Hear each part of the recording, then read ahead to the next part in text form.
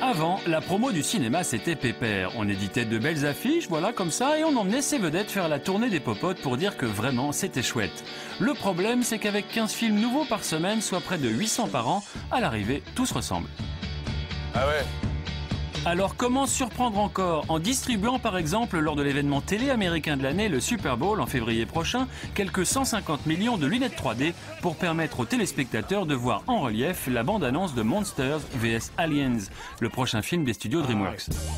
You can call me Bob. Pour info, l'opération coûte des millions de dollars. Mais l'innovation marketing s'appuie souvent sur des idées moins chères comme le flash mob. Le flash mob, c'est un happening en pleine rue pour faire un truc dingue, par exemple bloquer les Champs-Élysées, chose faite pour la promo du film Phénomène. En place, on lance les voitures. Marketing façon commando.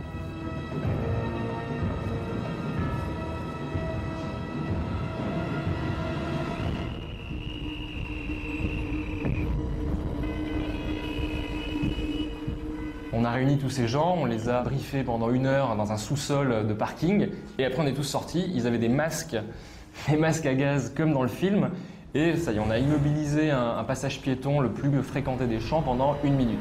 Un bel embouteillage pour un gros buzz et un joli succès. I want you to invite Yes into your lives. Autre nouveauté, le street marketing ou affichage sauvage, utilisé par exemple pour lancer le nouveau film de Jim Carrey, Yes Man. I do want to take guitar lessons. Yes, I would like to learn Korean. Cette fois, il ne s'agit pas d'être spectaculaire, mais de s'infiltrer l'air de rien et de manière intrigante dans le décor urbain, astucieux. On est persuadé que les jeunes se retrouvent dans ce type de communication parce que c'est le type de communication qui est utilisé pour les albums de rap, pour les albums de rock, pour les concerts. Mais l'outil le plus prometteur pour le marketing, c'est évidemment Internet.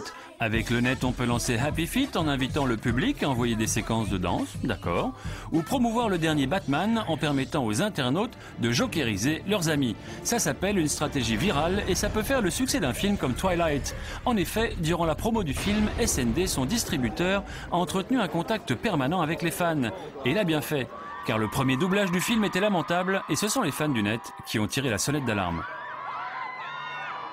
On a réenregistré le doublage, on les a rassurés par rapport à la VF du film et on a eu un retour absolument colossal avec pareil encore des centaines de lettres, de mails nous remerciant de les avoir écoutés. Je sais ce que tu es. Dis-le à voix haute. Un vampire.